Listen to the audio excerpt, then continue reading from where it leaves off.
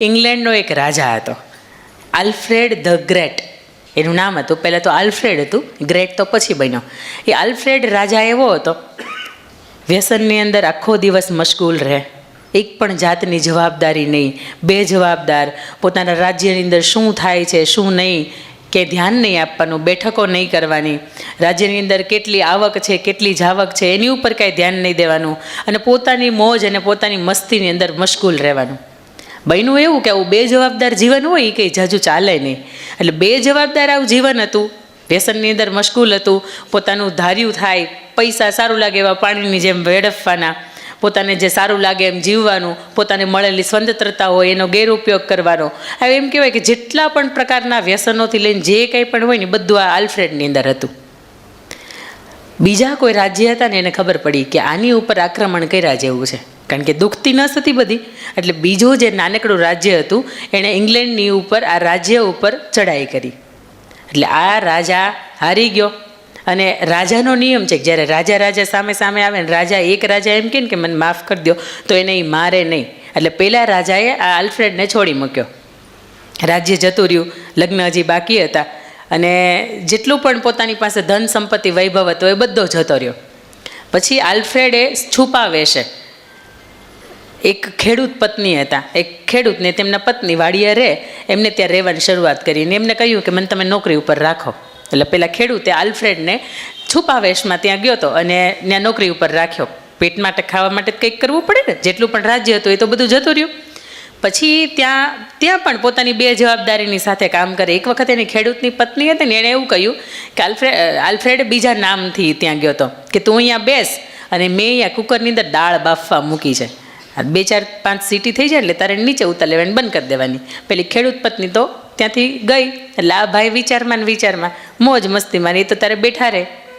એ દાળ બાફવાની જગ્યાએ કોલસો થઈ ગઈ. થોડીક વાર થઈ, ખેડૂત પત્ની આવી અને એણે કહ્યું કે તું શું કરે છે શાર્ક, કે તને શા માટે મેં અહીં બેસાડ્યો હતો એમ, તું આપણા જે રાજ્યનો રાજા હતો ને તું એની જેવો જ છો. કારણ કે આલ્ફ્રેડ હતું ને એણે રાજ્ય ખોયું, પણ તું તારી નોકરી ખોશ એ નક્કી છે. આ શબ્દો ક્યાંક એને લાગી ગયા કે આલ્ફ્રેડે રાજ્ય ખોયું તો એનું કારણ શું હતું. હવે એને ખબર પડી ગઈ કે પોતાની બે જવાબદારી હતી, પોતાની સ્વતંત્રતાનો ગેરઉપયોગ હતો, પોતાની જે કંઈ પણ પૈસા પોતાની પાસે હતા, ધનલક્ષ્મી વૈભવ હતો, એનો બેફામ ઉપયોગ હતો, વ્યસનોની અંદર રચા પચા રહેવું, એક પણ જાતનું ધ્યાન ન દેવું, આવું ક્યાંક કારણ હતું. રાત દિવસ ઊંઘ ન આવી. પોતાના મિત્રોને બોલાવ્યા અને મિત્રોની સાથે બેસીને નક્કી કર્યું કે કોઈ પણ સંજોગોની અંદર હવે ઇંગ્લેન્ડ પાછી ચડાઈ કરવી છે અને ઇંગ્લેન્ડને પાછું મેળવવું છે. મિત્રોની મદદથી એણે ઇંગ્લેન્ડ ઉપર ચડાઈ કરી અને ઇંગ્લેન્ડને ફરીથી એણે પાછું મેળવ્યું અને ખૂબ સરસ મજાનું વર્ષો સુધી એણે શાસન કર્યું. આલ્ફ્રેડ ધ ગ્રેટ કિંગ તરીકે ઓળખાયો. આ વાતથી મારે તમને કહેવું છે એવું કે બની શકે આપણા પ્રમુખો, આપણા સંસ્થાના વડાઓ, બેન, કે અહીંયાથી કોઈ પણ તમને પોતાનું તમને કે તો લાગી ન આવે, પણ કોઈક બીજું આપણને કંઈ પણ કહી દે તો બની શકે કે આપણી લાઈફ કદાચ એ સમયથી, એ ઘડીથી, એ સમયથી આપણી લાઈફ યુટર્ન લઈ લેતી હોય. અને હું ઈચ્છું છું કે અહીંયા કોઈ પણ દીકરી એવી બેઠી હશે કે જેના જીવનની અંદર 10, 20, 30 કે 40% બગાડ આવ્યો હશે કોઈ પણ ક્ષેત્રથી. બની શકે કે તમે ન ઈચ્છતા હોય કે તમે એવા બનો, પણ બેનપણીઓ થકી તે આવું કંઈક આપણા અંદર ઘૂસી ગયો હોય. પણ જે 10, 20 કે 30% સડો છે ને એને કાપી શકાય. તમે જોયું છે કે અડધી કે પોણી કેરી બગડી ગઈ હોય ને તો આપણે એને ફેંકવાનું કામ કરીએ, પણ ઉપરથી થોડુંક એવું ચાંદીયું પડ્યું હોય ને તો એ ચાંદીયાને આપણે દૂર કરી દઈએ, થાય ને. તો આપણા જીવનની અંદર ક્યાંક એવો ભાગ આવી ગયો હશે કે મેં તમને કહ્યું એમ કે આલ્ફ્રેડના જીવનમાં આવ્યો હતો અને ખેડૂત પત્નીના શબ્દોથી એણે આખું રાજ્ય પોતાનું પાછું મેળવી લીધું. મારે તમને એ કહેવું છે કે તમારું જીવન, કદાચ જીવનનો જે માર્ગ છે અને ત્યાંથી તમે ભૂલ્યા છો, ખાસ દીકરીઓ માટેની આ વાત છે કે એ ભૂલ્યા છો ને તો એ ફરીથી મારે તમારા ટ્રેક ઉપર લાવવાનું છે. કારણ કે રેલગાડી કેટલી પણ ફાસ્ટ જતી હોય પણ પોતાના ટ્રેકમાં જતી હોય ને તો જ તે સ્થળ ઉપર પહોંચે. બાકી કેટલાને ઘટના સ્થળે મોત થઈ જાય, આડી અવળી થાય તો શું થાય.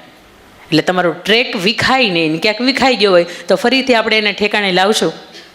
અને અંતમાં આપણે પ્રશ્નોત્તરીય કરશું. બેન બોલ્યા એમાં તમને કોઈ એવો સવાલ લાગતો હોય કે જે તમે પૂછી શકો તો એ આપણે કરશું.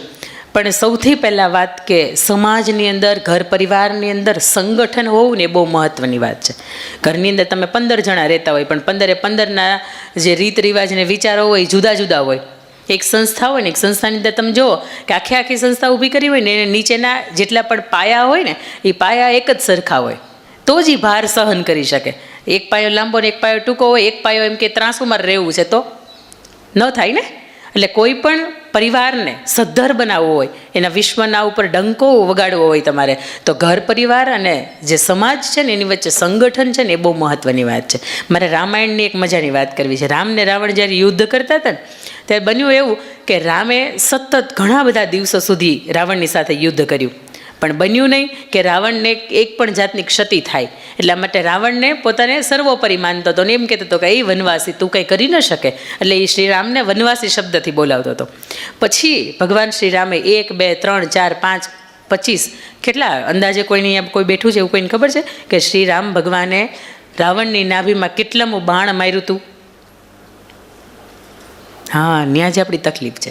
આપણે 8મું 10મું માંડ પૂરું થાય, એનાથી આગળ આપણે જતા જ નથી. ભગવાન શ્રીરામે 31મું બાણ માર્યું હતું. આ પરફેક્ટ યાદ રાખજો. બની શકે યુપીએસસી જીપીએસસીના સવાલમાં તે પૂછાય છે અને આપણે ત્યાં સુધી જવાનું છે. આપણે 10માં 12માં અટકીને જ જવાનું.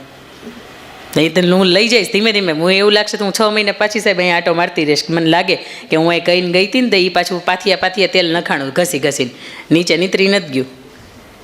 એટલે શ્રી રામ ભગવાનનું રાવણનું યુદ્ધ ચાલતું હતું. 31મું નાભીમાં બાણ માર્યો અને રાવણ એમ કહેવાય કે જામનગરનો જેમ કરવો પડે ને એમ પડી ગયો, ખખડ ધજાનંદની જેમ. અને નીચેથી બોલ્યો કે હે રામ, હે ભગવાન. અત્યાર સુધી જેને વનવાસી કહેતો હતો, અત્યારે ભગવાન શ્રી રામ એવું કહે છે કે મારે તમને એક સવાલ પૂછવો છે. ત્યારે ભગવાન શ્રી રામ કહે છે હા બોલ રાવણ, તારે કયો મને સવાલ પૂછવો છે? અંત સમયે એટલે ભગવાન શ્રી રામને રાવણ સવાલ પૂછે છે કે આ 9 ગ્રહ જે પ્લુટો અને યુરેનસ ને બધા જેટલા પણ છે ને, શુક્ર ને મંગળ ને બુધ ને, તો એ જેટલા પણ ગ્રહ છે 9 ગ્રહ એને હું મારે ઢોલિયા ઉપર બાંધું છું. અહીંયાથી પવન હોય ને, પવન એને જે દિશામાં જવું હોય ને તો એ પહેલાં મને પૂછે કે રાવણ હું ઉત્તર તરફ આવું. હું એને હા પાડું ને કે હા તારે ઉત્તરમાં જવાનું, તો એ પવન છે ને એ મને દિશા પૂછીને નક્કી કરે. શનિ કે જેનાથી આખી દુનિયા બીવે છે, તો શનિ મને જોઈને ધ્રુજે છે. આખું બ્રહ્માંડમાં કોઈ એવું નથી કે જે મને પહોંચી શકે.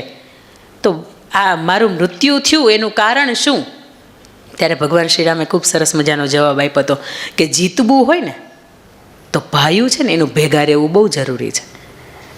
વિભીષણ એનાથી થોડોક અલગ થયો, જોકે ધર્મના પક્ષે થયો હતો, પણ વિભીષણ એનાથી અલગ થયો ત્યારે ખબર પડી હતી કે રાવણના નાભીની અંદર અમૃત કુંભ છે અને જો એને તોડવામાં નહીં આવે, એને બાણ મારવામાં નહીં આવે તો રાવણનું મૃત્યુ છે અશક્ય છે. એટલે જીતવા માટે અને આજીવન ખૂબ સુખી અને સમૃદ્ધિથી રહેવા માટે માત્ર ભાઈઓના ભેગા હોવા કે પરિવારના ભેગા હોવું એ જરૂરી છે. અને આ સરસ મજાનો અહીંયા સમાજ બેઠો છે ત્યારે ખાસ મારે એમના જ સમાજની 2 મજાની વાત કે જ્યારે મને ખબર પડી કે ખારવા સમાજ એટલે કેવી ખમીરી, અને ખમીરીને ખુમારી માટે આ વખણાતો આ સમાજ છે. કારણ કે દરિયાની સામે બાથ ભીડવી એટલે કંઈ સહેલી વાત નથી. મારી જવાનું કોઈ મૂકે તો તરતાય ન આવડે, ગોઠણ સુધી માંડ પાણી પલાળે ત્યાં પાછા ભાગી જાય. એટલે દરેક વસ્તુ છે ભગવાને દરેકની અંદર નથી આપી.